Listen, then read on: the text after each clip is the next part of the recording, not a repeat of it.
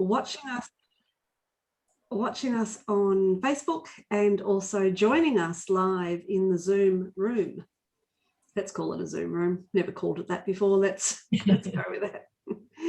So welcome. So please, those that are in the Zoom meeting today, share your video. Love to see your faces. More the merrier. Love to, be able to have a conversation and hear from you as well as we go through, as we unpack this particular topic, which is how to grow resilient systems to grow your bookkeeping business. So welcome to those on the call and welcome to those watching in Facebook. So today I am joined with Debbie Roberts, the co-founder of Pure Bookkeeping, and of course Katrina, the CEO of Pure Bookkeeping. So we are all about systems. So Pure Bookkeeping is the systems to help you grow a business. And of course, we're not selling. What we're doing today is unpacking the need for systems, what you can do, what systems do you need, how to create them, how to deal with, we're just so busy at this time of the year, how do we actually deal, or at any time really, how do we deal with building the systems when we are so busy? So, Deb's got stories around that and helpful tips around that. We'd also love to get anybody off mute and have a chat to us about the systems they're creating or the challenges and the roadblocks so that we could, help you, help you fast track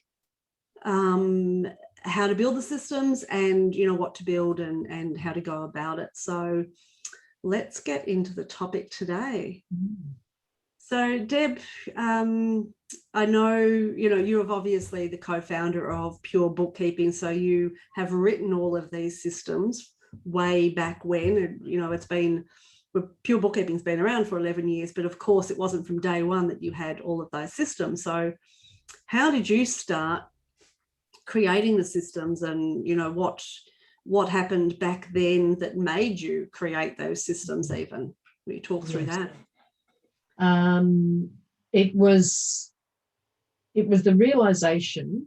I started documenting systems because I realized I'd spent the 12 to 18 months before this revelation day where cleaning up messes left behind by bad bookkeepers, sloppy, whatever you want to call it.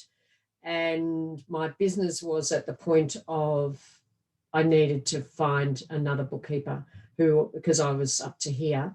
So, and it was it all kind of the pieces of the puzzle came together, and I had my first meeting with Peter Cook, who became, for the next 10 years, was my business coach, and explained my dilemma. I said that my problem is I don't trust anyone. I can see the messes left behind by bad bookkeepers. I thought everyone would do everything the way I would do it. I didn't realize there'd be different grades and levels and everyone would have their own way of doing things. And yes, so the fundamental thing was I didn't, because of my experience, which was real, I didn't trust anyone. And I felt it would damage my reputation. So I thought, I can't recruit because I don't want to go down that path. And Pete said to me that, do you think if you took whatever you've got going on in your head about the way you do things, which everyone loves, you're obviously very good at what you do because your clients love you, you keep getting referrals. So if you took that information and documented that and trained someone else to do that, do you think that would work? And I was thinking about the theory, and I said, theoretically, I could see how that would work. But my immediate response was, what time of the day am I supposed to do that? Like, I was already up to here. And I actually remember vividly saying to him, is that like midnight till dawn? We won't worry. How long can you go without sleep? Can we try that one out? But that began the journey. And but I think it's very important to make a comment about why did I do that though? Why did I make that choice? Because I could have said no. I could have said to clients, no more new clients, not going to do this. This is too hard. I'm not going to recruit. I'm not scaling. I'm just going to, because I can do it myself. And so therefore, if I do it myself, I don't have to write systems because I've got it all in my head and I'm the one doing the work. But then there came the vision. And this isn't a discussion about vision, but the reason why you need to write systems will be if you have decided that you're going to scale your business.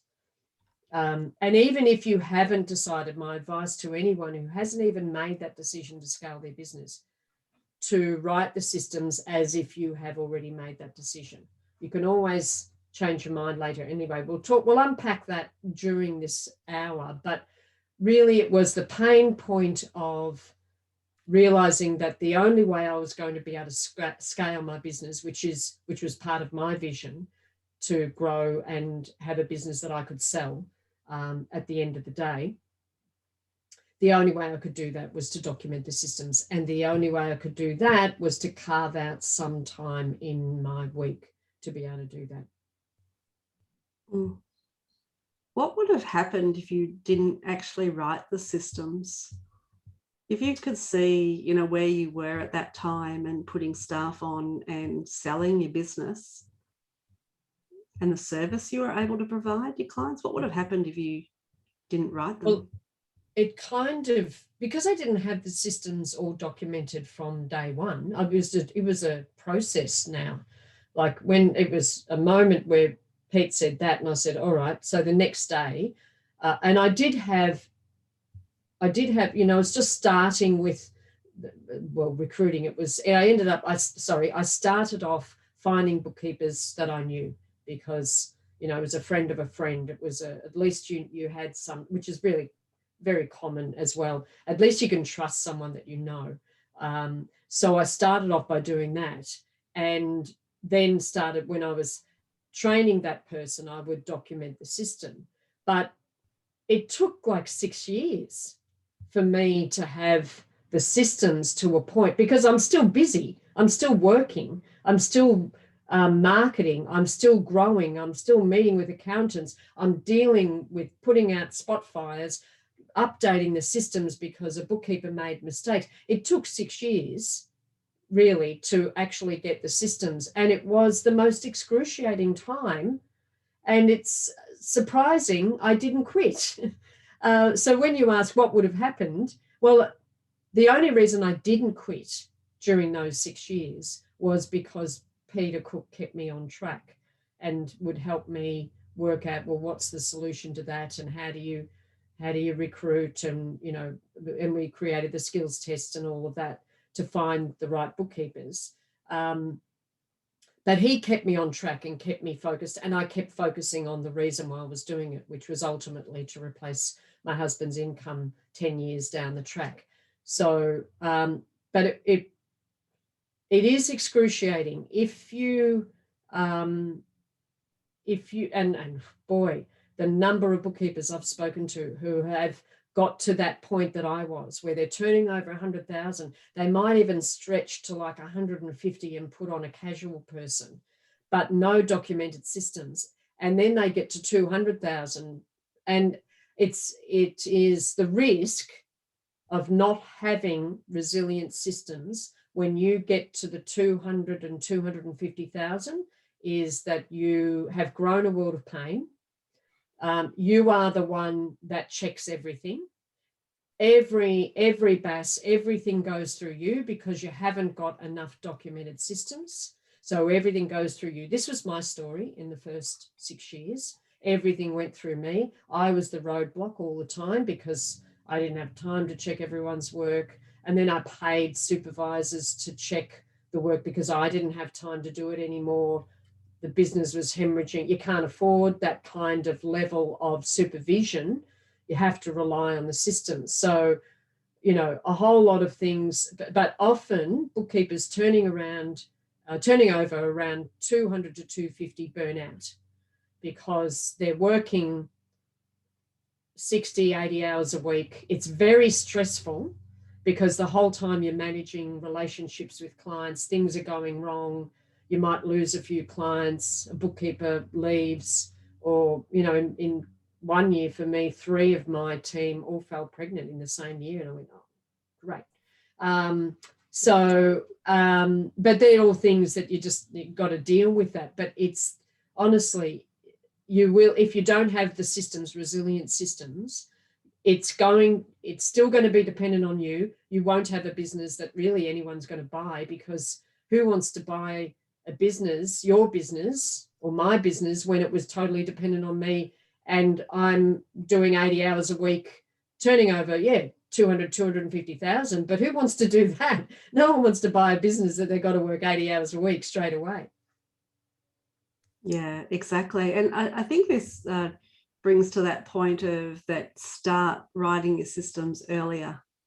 Yes. Than you possibly think you need them to start. And for those that are starting their journey, or even those that are at the 100,000, 100 to 200,000, you know, it's never too late to write your systems, and to start them earlier than that. You know, even if you are the only one doing the work and you know exactly how to do a BAS checklist or a BAS review, and how to do the data processing, at some point you will get more and more clients and your head will get fuller and fuller, and you'll forget steps, and you want to sell, or you want to bring in a staff member to do it. So the sooner that you start documenting everything out of your head and putting, you know, creating that client bookkeeping manual with all of the information about about your client, creating your data processing checklist. I remember I used to watch the kids sport, and I would write down, okay, what do I do every BAS? So I'd write down my BAS checklist, use it for that particular BAS, but then I've lost it along the way. Like, I can't remember where I documented it. So again, I'll be sitting there watching another sports activity and I say, well, I've got some time, or let's write down exactly what I do for a BAS. And I do that at end of year, because you just go by rote. You just go, okay, end of year, I know what to do, and you do all of that. And then, you know, months down the track, you thought, oh, I actually forgot that step. Then you go back and do it again. So it's like, and then I became a pure bookkeeping licensee in 2011, which then had all of the checklists, which then I don't have to rethink them every year, or I don't have to, you know where to put them. There, I know, you know, I've been told where to put them, and they're updated all of the time. So I know exactly what I need to do. So I don't have to keep recreating or reinventing the wheel, but to get that information done sooner than later. Yeah, I think that is the key. That's the if you know, if you want to do a takeaway from this session, will be, and I touched on it just a few minutes ago, that even if you don't have a vision that you want to sell your business in 10 years time, or you're going to grow whatever it is, if you are on your own, the biggest tip that we can give you is start documenting your processes. So Katrina talked about the client's bookkeeping manual, and so client-specific processes. The reason that's important, everyone needs to take a holiday. Don't even worry about selling your business in 10 years. You want to have a holiday every year so that you can go away and not still be doing the payroll on a Wednesday morning. You'd rather be sitting on a beach or, you know, whatever you're doing, which brings you joy, and not have it, because what happens is when you are still responsible, it never really sleeps. The brain never really rests. And so the only way, so set it up so that you can take a holiday, write the systems so that you can have a break. You might have a colleague that can, you know, that you trust and what have you, that you can say, look, I've documented the process. This is the payroll, and this is what we're going to do. This is what I want you to do. This, and at least you've got that you can take a holiday. But you can't even take that. You can't even have a break without the documented systems. So if you're thinking that, oh, I'm not sure if I want to grow a business and sell it in 5 or 10 years time or whatever, create the systems as if you have already made that decision. That is the biggest takeaway I hope you all take from this session, because it's easier when you are on your own and you don't have staff. Although you might be busy, you've still got more time than when you have 2 or 3 staff. So things get busier before they get easier again, because you're training all these staff and things like that. So if you can document client-specific processes, and you can do that in a number of different ways, like have an Excel spreadsheet. You can do Loom videos of how you do this particular process. You do it all online, so that, because if you're running a virtual office, or you don't have an office, so everyone's working from home, they all need to be able to access it. Think about your saving protocols of how you're going to save all your documents and save all your the format of all your folders, the folder structure. You would have heard me say more than once that if you put 10 bookkeepers in a room, there would be 10 different ways of doing the same thing, and some of them would be wrong. So one of the mistakes I made in the early days of recruiting was that I assumed that bookkeepers would do things the way I wanted them to do it, or bookkeepers would do it all the same way. Don't you all file everything like this? Like, it's logical to me. Doesn't everyone have the same logic? You call the documents this is and I want to see them in this order, so we put a prefix there so that no, they don't. So the biggest mistake or assumption I made was that everyone would do it the way I wanted, or the way I did it.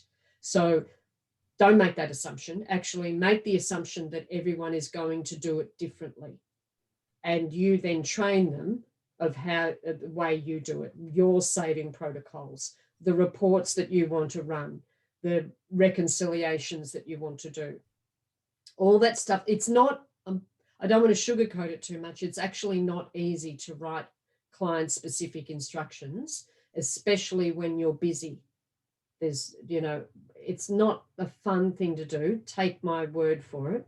Writing excruciating detail of the step-by-step process is not a fun thing to do, because what we want to do is just get the work done and get on with the next person, and get that one job done and get on with the next person and get that job done.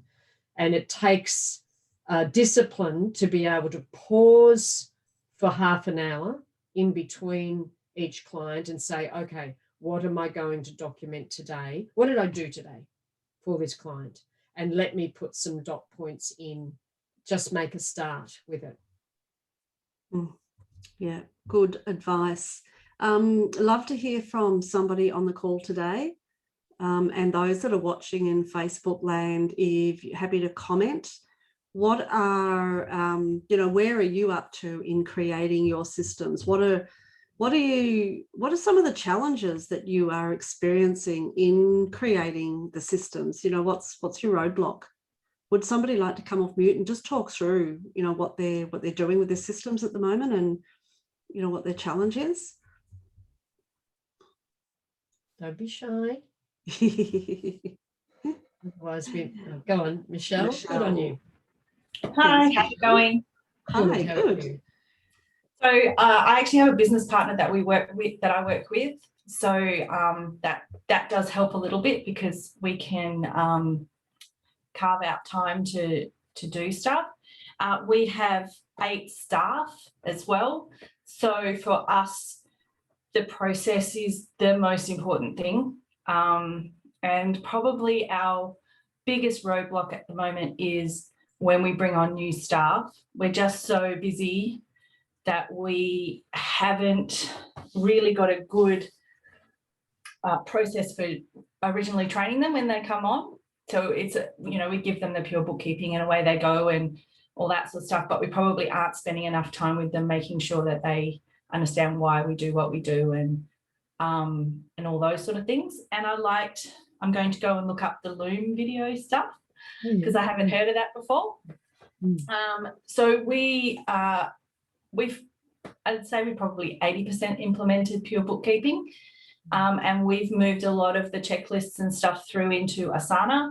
So we've got recurring projects and step-by-steps. And in Asana, that's where we also hold our client manuals as well. So when the staff get their client, they also will have access to the relevant client manual relating to that stuff. So we've sort of set that up to be very similar to the Word document that Pure Bookkeeping put out. So it has the same sort of headers and things.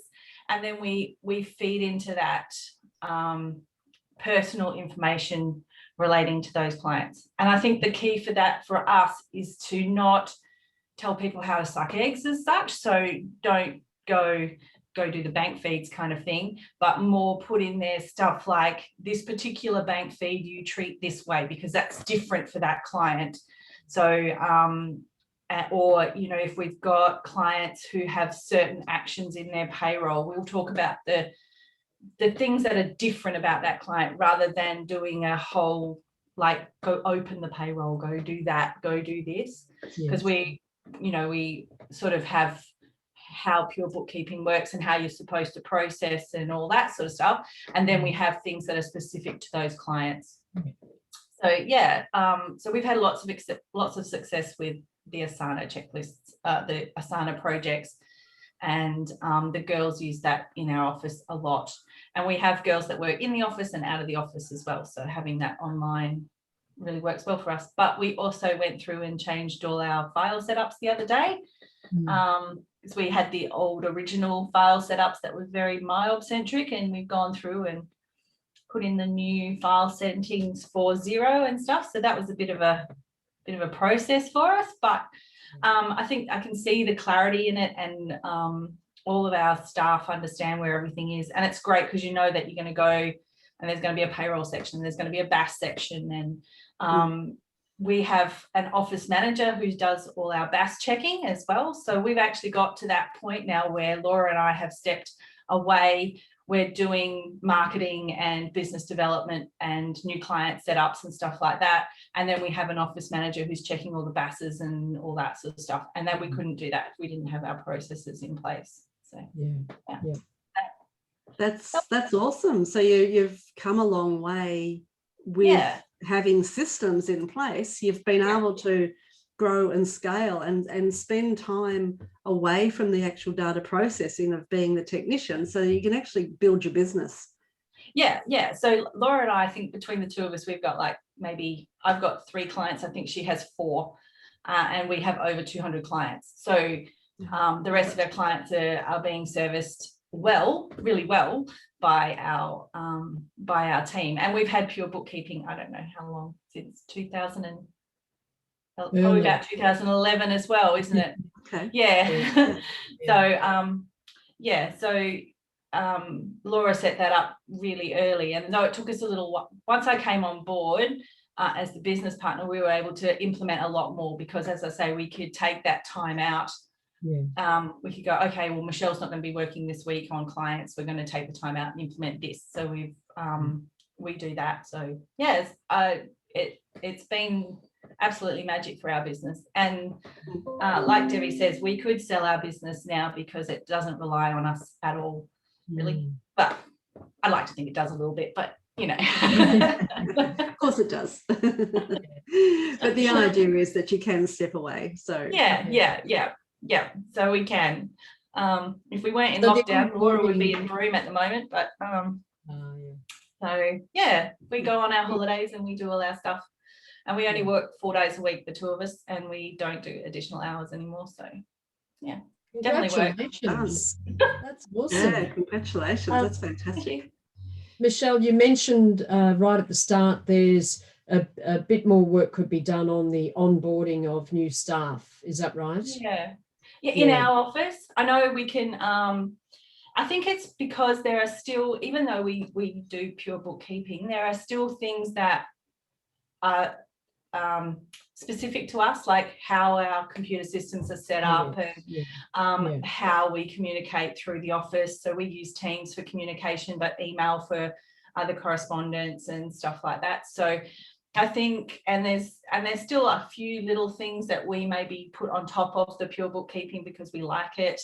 And I think that's possibly, and understanding how the pure bookkeeping system end of quarter works. It's one thing to read it, but it's another thing to really understand. Like you can do it, you can tick all the boxes and do it, but you might not understand why you've done it. And sometimes just having that little bit of understanding can go a long way. My biggest job at end of quarter is working out why that Excel spreadsheet doesn't balance. So, so sometimes I think it's something like that, some sort of ability for us to document our internal process. So so we've got our business handbook, the one we have to create ourselves. That's got our own internal stuff in it. So we've got that, but it's, you know, it's one thing to read something. It's a totally another thing to have someone show you something. And I think, you know, we're often, by the time we get to the point of recruiting, we want them to be hitting the ground running pretty much. Because last week we put five new clients on, and we've got a new bookkeeper that we want to load her up with. And we're kind of like, well, we can't just dump her in it. We have to still do all the stuff we've got to do. But it'd be good if we had some of our processes on like a web thing where people could go and just run through it and have a little refresh or that sort of stuff. And that's probably our biggest area of work we want to do this year, is look at our staff onboarding and how we do that. How we communicate the processes. I did have created a rule, which you might have heard me mention before, that I found useful or important, and that was never give a new bookkeeper to a new client, or a new client to a new bookkeeper, because not everyone, because usually new client, well, in my experience, most of them were rescue jobs. And of the dozen team members that I had at the peak, only I had maybe 3 or 4 that were what I call specialists. And the specialists were the ones that did the rescue job. And that was not necessarily, and I'm thinking through, because I had trained them to this amazing level or something like that. I remember starting one new bookkeeper, and so I took her to a client on site, and I was with her the whole day. And by the end of the day, I said, "Woohoo! I found another specialist," because of the questions she was asking. True. It was not, is that a debit or a credit, or, you know, any basic thing. It was like she was a problem solver, and she actually made suggestions to improve the way we were doing things for that client. And I went, awesome. I hadn't thought of that. And so she was one of my specialists. And the other thing with, not every bookkeeper likes to do rescue jobs. No. Not only are they perhaps not, because as I say, even the other bookkeepers I had on my team, I reckon they could have done it, but they just didn't want to. Because it's kind of a little bit stressful. It's not the routine. They want to do the bank rec and that balances, and they follow processes, and they want to go home at 3 o'clock and be with their kids and not work weekends and things like that, which is fair enough, absolutely. So we were able to give them the kind of work that they wanted, and the ones that love the rescue jobs love them, and then they'd hand it over to the what I'd call the maintenance bookkeepers, who are all following the systems and all trained up to BAS preparation. And that, I think you were referring, you know, why does this not balance? That's the BAS and IAS summary, where it's got all the things that you put in there. Well, we trained them to complete that and know how to look for the errors, know where to look. And that's another level of understanding that you were talking about before. And this is for other people here and what have you. We're talking, this is very kind of senior finessing, if you like, but Michelle's got a very well-established business in terms of your where do you start kind of thing. It's and Michelle, actually, you might have some tips for. Do you remember back when you first started, even before Pure Bookkeeping and writing system? You got any general tips, one or two things that you'd say do this or don't do that? For bookkeeping and stuff, Yeah, and writing process and things like that. Look, I always had a pad next to me, and I would just, like, as I was going, I'd write stuff down. That's always a good way to go. But I would say, if I was probably a bit like you, Debbie, I didn't really carve out the time for it. I just kind of, and like Katrina, I knew what I had to do, so I just did it. And then it wasn't probably until I got together with Laura that we sort of said, look, we just need to stop, and you just need to probably use your calendars and block out time. So like you were saying, like after you finish a client, don't go, great, finish the client, I'm off to my next one. Take a half an hour or an hour. So half an hour to sit down and document what you did, or just make notes about what you did, and another half an hour to go and have a coffee and just go, yay, you know, don't work yourself into the ground. But yeah, I think I was really lucky when I started working with Laura. She'd already had the Pure Bookkeeping system. She hadn't fully implemented it, but she had it. And I'm really good with systems. So it was like from a previous job and stuff, I actually had already done a whole bunch of stuff on process documentation and things like that. So seeing the processes and then understanding the processes was really helpful to me. So the Pure Bookkeeping system, I mean, even half implemented is great. So at least you know what people are doing. And we had the checklists, the Excel checklists happening, and which we've now moved through to Workflow Max, but we still use all of those checklists and all of the steps at the end of quarter and all that sort of stuff. And you just have that confidence that, you know, everyone's doing the same thing. So it's good. Yeah. Awesome. Thank you. Yeah, that's great. And with the induction manual for onboarding your staff, you could, sit down with each of your staff and go through that induction and have, you've said that you've got a company manual. So you empower them around, or it'll get them engaged in your vision and why you're doing it and the purpose of your business as part of that induction, and maybe create little Loom videos for part of that induction as well. That's probably our next. I'm going to go look up this Loom video stuff and start seeing how I can do it, because I've put in Asana a quickie checklist to set up the reporting for Xero now that we've changed it all. And so we'll go through and we'll use that to implement all our clients with the new Xero reporting. But of course, it's really bland. You can't see how to do anything or what your final product should look like. So a couple of screenshots and things, but a Loom video would be great to be able to go and say, well, it's like this or like that. So I'm definitely going to look those up. We're going to have a go at that. Wait till you start playing with Loom. It's love it. That'll be a game changer. It's so much fun and really easy to use, and it's like in the instant. Like you can do a 2-minute video as long as you want, but you can do a really quick, no finessing. So you don't finesse Loom videos. It's not meant to be a public thing or anything like that. It's for your staff. And that could be the game changer. So even at the moment, Laura and I don't do the induction. Our office manager does. So she sits down with them with the manual. So we use the Pure Bookkeeping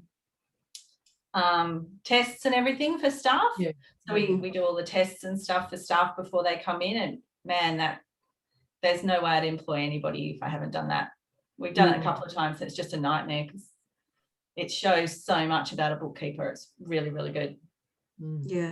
It cuts out all of that, putting somebody on because they said that they can do it and then finding out later, and all that time and money that you've spent in introducing them to your clients even, and realizing that they can't actually do the work that they said they could. It always blows my mind. I always used to ask a prospective employee, how would you rate yourself if it was an MYOB out of 1 to 10, what's your skill set around MYOB? And they'd always say, oh, I'm advanced, I'm 8 to 10. And you go and test them, and because you don't know what you don't know. No. And because we're often self-taught in these softwares, and we think we know what we need to know, and we think we're doing it right. But often, if you've been shown, the right way, you go, oh, I've been doing it wrong all these years. And we've had licensees come on board and find errors that they've been doing for years and years because they did not realise best practice. Yeah. It's just highlighting, what they actually do need to know. So, yeah. Definitely. Our staff who come on board, that's probably one of the things they definitely come away with. They go, I just cannot believe how much I thought I knew everything, and then I come in here and I learned like 5 times more than I ever thought I'd know. And then they go away with all this knowledge and experience and stuff. And we've got some staff who are a mixture, that they work for us and then they have their own bookkeeping as well. And I think that knowledge they can take off with them, and they use in, a lot of them have like part-time jobs in as a bookkeeper for one company, and they'll take what they learn and they'll apply it there and stuff. So it's been invaluable for us. And definitely when we started doing it, when I first came on board, that was in 2014, we were probably at the point where we couldn't go anymore, and we had to get the systems in place in order to grow to the level that we are now. So yeah, definitely recommend it. Yeah, awesome job. Fantastic story. I love it. Love it. Now, Suzanne has asked on Facebook, how do you take time out to do this, to do the systems, if you are a solo operator? So I think even what Michelle had said is get your notepad out, or maybe you have a laptop next to you while you're doing the work, or a second screen, and start documenting what you're actually doing. So it's a good place to start, is while you're doing the work, to start documenting especially the client detail of, the data processing for your client. You just start documenting, I've done this, I've done this, I've done this, I've done this. Then use that checklist next time you do the work, and fill in any gaps that have happened. So then you've started to create your own client checklist. The same with the client manual. Have a client manual, any type of document, Word document, Excel, whatever, and start documenting all the idiosyncrasies about that client. No matter how much you think, oh, I know this client, I know that they've got 3 bank accounts, but they keep giving me the wrong bank accounts. Whatever the story is, don't assume that the next person having a look at it, or the person buying your business, will assume, will know what's in your head. Document everything down about that business, about your client, in your client manual as well. So it can be done every day of the week as you were going along. But then, as Deb had also said, carve out time out of your day to actually spend some time going a little bit further in creating the systems. And if you've got, pure bookkeeping, or, for example, carve out a part of the time of your day, like, 2 hours a week or whatever, and sit down and, with pure bookkeeping, we've got a step-by-step process on how to implement the system. And it's just, pulling the information in, it's done for you. You just got to put it into your form, into your system, your workflow management, or whatever you're using, customize it for your clients. But just keep at it, just that momentum to keep getting it done. And it's interesting that you do actually find time in your day. If you've actually planned, put some time aside, you actually find time that you do have time to do that and still get your other stuff done. It's not like you've got you're working your 40 hours and you're having to add another 10 hours onto that 40. Start planning part of that 40 hours to do it, and you'll find time to get everything else done. The distractions will stop, the waste of time will stop, you'll be more productive. You're always more productive when you're busy I don't know if you've ever noticed, and you've got, you know, your mother and your job and you're working and you're doing this and that and that. You're busier than you are when you have a lot more time free in the day. And you've got to organize yourself better. You've got to be more productive. So it does sit in, you know, just the way that, you know, we work. We just get more productive when we have to be. And I think that they're really good tips. And Michelle's also put in a comment there. Definitely use, she's mentioned Asana, whatever your workflow management program is, to document the client checklist, dot points. And I often say that start with the dot points. That's the easiest thing to start with. And then when you hand over, so when you do have a bookkeeper, or each week you keep adding on to those dot points, as Katrina said, but when you are actually handing over, so you're instructing what the process is to your new bookkeeper, what you do is they've got the checklist, and as you explain, they go, oh, what do you do for that step there? You explain what that step is, they go away and do that step, and you've got your laptop opened, or your whatever it is, your virtual, and you're doing it. You've got a Zoom meeting opened on this one, and you've got your client manual opened on the other screen, and you add the meat to the bones, is what I call it, at the time of handing over. That's the easiest way of doing it. To add a lot of detail, a lot of paragraphs, a lot of manual explanations, the Loom videos, that all takes time, and that's kind of hard to do. But if you start off with the dot points, this is what I do, dot, dot, dot, dot, dot, and then put that aside. Open it up every now and again to see if something has changed, because things often change in the client's business. So keeping it constantly updated. But then when you are ready to hand over, that's when you add the meat to the bones in the way of a manual or a Loom video, one-on-one training, those sorts of things. Yeah, that's great. Now, Suzanne has also asked, what happens if you want to bring someone on that has just finished their studies and you want to give them experience? It's too hard. I tried it. I did try it because I thought, oh, trainee or something. And then there's a government rebate for trainees and all of that. They require, in my experience, and Michelle, I don't know, or Helen, you might have a comment on this. They're pretty hard. Yeah, we actually have one now, but we've also got 4 other senior bookkeepers. We've actually employed her as an admin lady. So we've brought her in to do administration tasks with some bookkeeping. And then the view is, as we watch her grow, we can then be giving her more work and stuff. But it's not something I would do right at the beginning. No. It's a lot of time. No, they take, it's very much hand holding, and basically it's like, let me teach you how to tie your shoelaces, and then they go around here and they go around there, and it's like excruciating. I don't know if you've had children and you're trying to get them off to school in the morning. You go, give me that. Just do it for them. Yeah, do it for them. Get it. But if you don't, actually, you go, be patient, take a breath. They have to learn how to tie their shoelaces. But that's all fine. As parents, that's what we've got to do with our children. But when you're running a business, you are running a business, and it needs to be run profitably.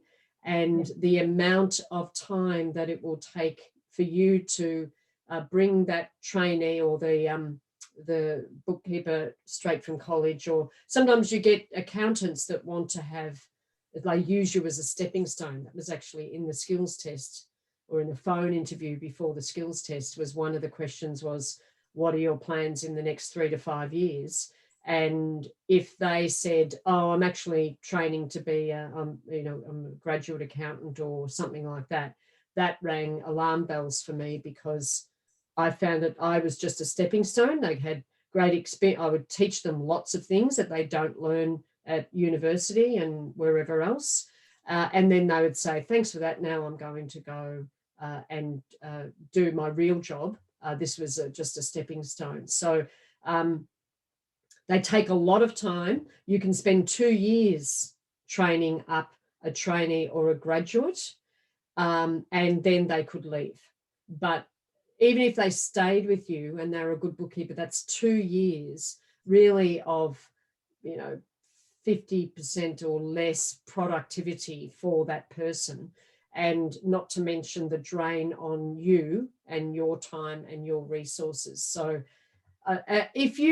we've got licensees who actually have got it as part of their mission to be able to provide employment and support for women in business or mums with bubs and all that sort of thing. So it's actually part of their mission that they want to grow a business and give back to their community. Don't have any problems with that at all. But do that once you've got your systems in place and you've got your trainees, you've trained your staff, and you've got a little bit more time that you could then invest in that sort of a project. But to rely on that as when you're starting out, I wouldn't recommend that as an option. Yeah, so I would tread carefully if that is what you're going to do. If that, because you might know the person, or they might have the right attitude that you feel as if they will come along. So putting a trainee like that, it will, identifying that it's going to take time, but don't throw them straight into client work without a lot of touch points. Oh, yeah. So if you're going to do it, make sure that you're constantly reviewing their work and sitting down with them and going over it with them and letting them know what they've done wrong, or what they're doing right. So giving them constant feedback. Don't expect them to pick up a client and work the way that you do, and don't expect any employee to work at the same speed that you do either. Admittedly, I've spoken to one male bookkeeper that said his staff members are much faster than him, because he's, the little fingers is easier than the big fingers, but so that can happen. But don't expect an employee to work the same speed as you and have the same knowledge as you ever. So you're always getting feedback and always reviewing new employees, whether they're trainees or not, but in particular a trainee. Don't throw the whole client at them. Maybe give them the accounts payable to do, or the accounts receivable, or the bank feed. Give them a bit of a transition into what they will be, what you're wanting them to do, and just check that they're doing the right work, they're doing it the right way before you throw them in at the deep end. You will have a lot of hurt for yourself and for the staff member. It will be, lack of confidence, low self-esteem if they're gone wrong, bad work, get out. You've got to respect their learning, their education of what they need to nurture themselves as well. So and I did put an employee on that I put through the Cert 4 because I did get the grant, and she was an older, late 50s or mid 50s or something. I'll say older. Spring chicken. I know, you're just like, but she had a breadth of experience that's come to the table. So, and her attitude and her work ethic was awesome. So didn't have a problem in putting her through the training. And then, as Michelle said, she did a lot of admin, worked her way into the bookkeeping and training into BAS, and then got her BAS agent, or she got a Cert 4. So yeah, if you choose to do that, just tread carefully. Just know the story of what you need to do to support that person going through. Absolutely, you can do it. Absolutely, you can do it. But just go in with your eyes open, as you've said, Katrina. In my experience, in fact, I customized my ads for when I was advertising for a new staff member. In my experience, I valued their experience above their certifications. So if someone, it's really that it's on the ground. I've got all this theoretical knowledge of how the debits and credits work and how Xero works and things like that. But it's quite a different experience to know how to relate with a client and the issues that small business owners find, and they do things with cash, and they do things that are outside what they're taught in the college or in the education and what have you. So I always asked for a minimum of 2 years experience was in the advertising that I put out for whenever I advertise for a bookkeeper. Yeah. Would anybody else like to jump off mute to talk about the challenges that they've experienced, maybe what they've overcome, or any roadblocks that they're still experiencing that we could help them with? Some of those that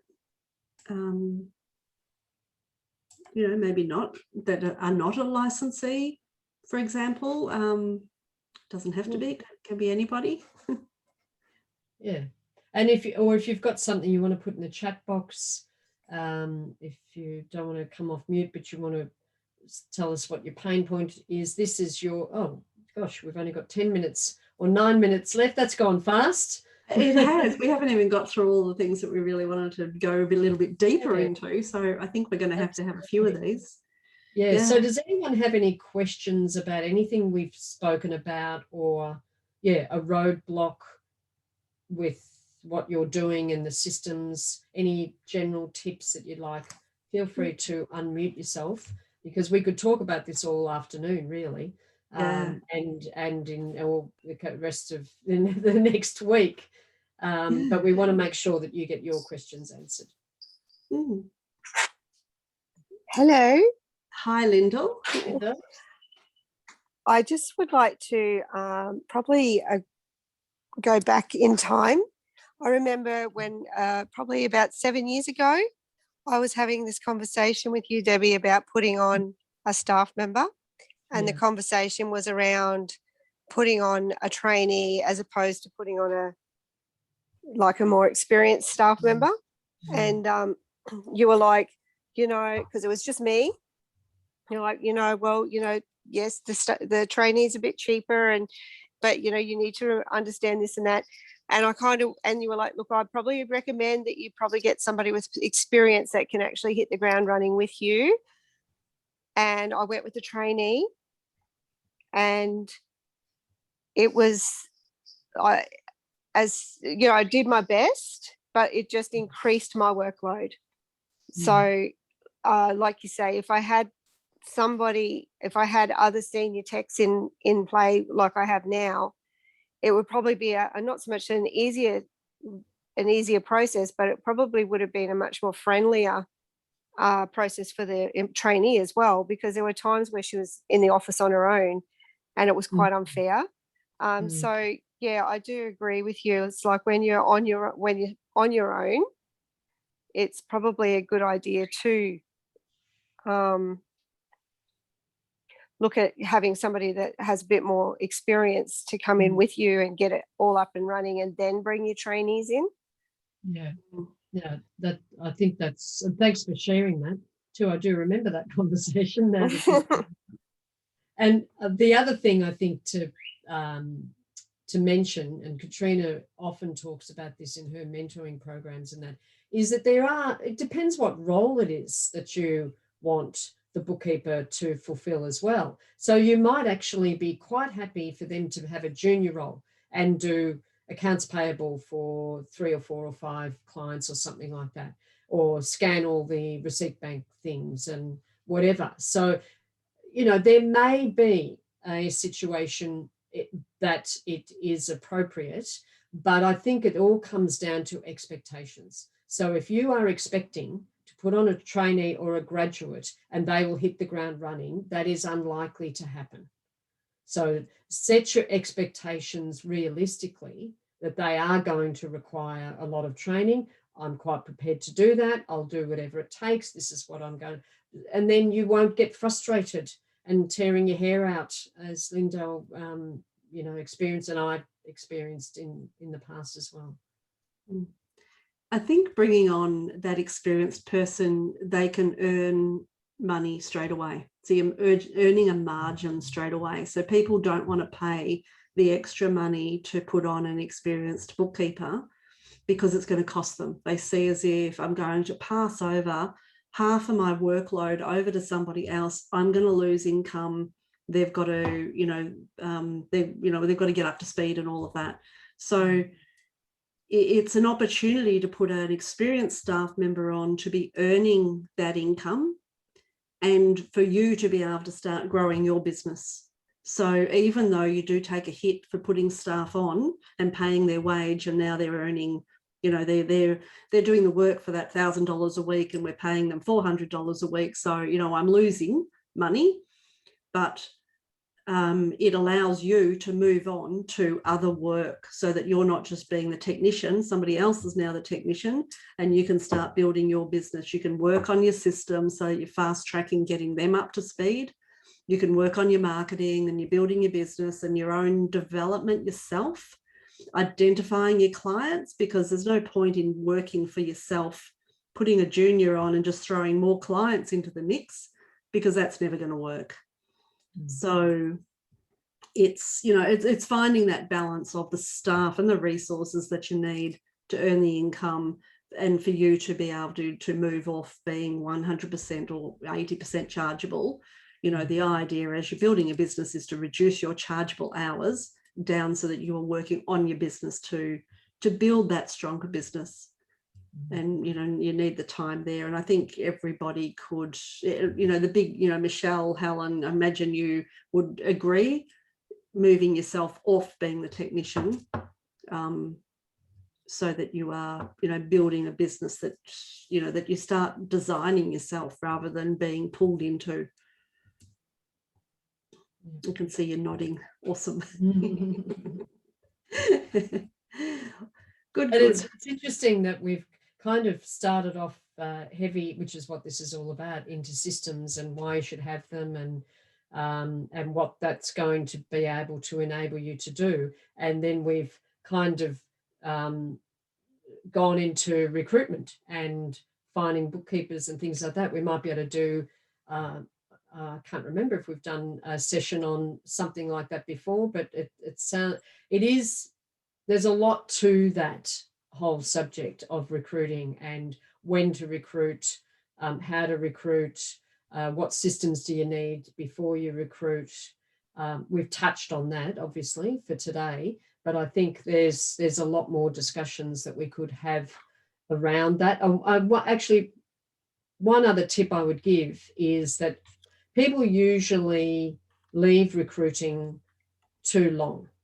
So, and the reason that the common reason is because they're afraid to recruit because of the messes they've seen left behind, and they've got no recruitment systems. So we haven't even talked about, we've kind of touched on recruitment systems, skills testing and stuff like that. But one of the, I think, a common mistake that is made is that bookkeepers often say, okay, well, I'm going to make sure I have all my systems put in place before I recruit.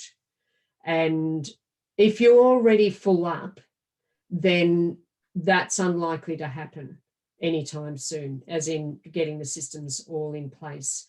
So my recommendation would be to do as much as you can, but then recruit and select and go through that recruitment process, and then have a conversation with the new employee and say, you're going to help me implement these systems. So don't try to have it perfect. It will never be perfect because your systems are going to evolve. My system that I started in 2001 is still evolving. We've now got a production manager that keeps the pure bookkeeping system constantly updated, and we get fabulous feedback from our community, and also there's changes to legislation and software. So we constantly keep the system updated. So don't limit yourself by thinking, okay, I'll make sure I put every single system in place and then recruit, because you actually don't know what you don't know. You don't know what it's going to be like with the new recruit and what you're going to have to change and modify and all those sorts of things. Just get it to a point that you can. If you're already full up and you know you're going to recruit, don't do it now either, by the way, 1st of July. Get year end done. That's another tip. Don't do it now.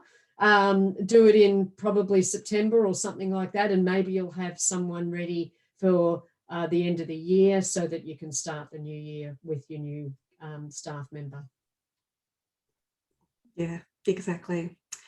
So we are at the top of the hour, and I have asked if you would like to give us an idea of what your takeaways are from today's session. If you want to pop it into the chat. Lewis has said systems, processes and procedures are vital. Melinda, systems are our friend. Michelle, no matter where you are at, there is still room to improve and develop. Yeah. Awesome. And I've had a couple of questions over on Facebook land. So if any of you on the call today have an opportunity to jump over to the Successful Bookkeeper Australia and look at the Facebook Live, Suzanne has asked a couple of questions, more tech stack questions, if you want to jump over there and assist her with your opinions on the softwares and things that she has asked for, that would be much appreciated as well. And feel free to put your takeaways over on Successful Bookkeeper Australia on that post as well, so that others that are watching can see, the level of, where everybody is at with, their takeaways. So it's always a good gauge on that you are on the right track when you are listening to other people's comments. Sorry, excuse me. All right. You're welcome, Julie. It has been a great session. We've really enjoyed it. We often say systems are dull and boring, but we are in the business of systems and we love everything that it creates and the brainstorming that has got to this point to make them, as good that they can be scaled across all bookkeeping businesses, no matter what size you are. So thank you so much for everybody that attended today and contributed today. Really appreciate it.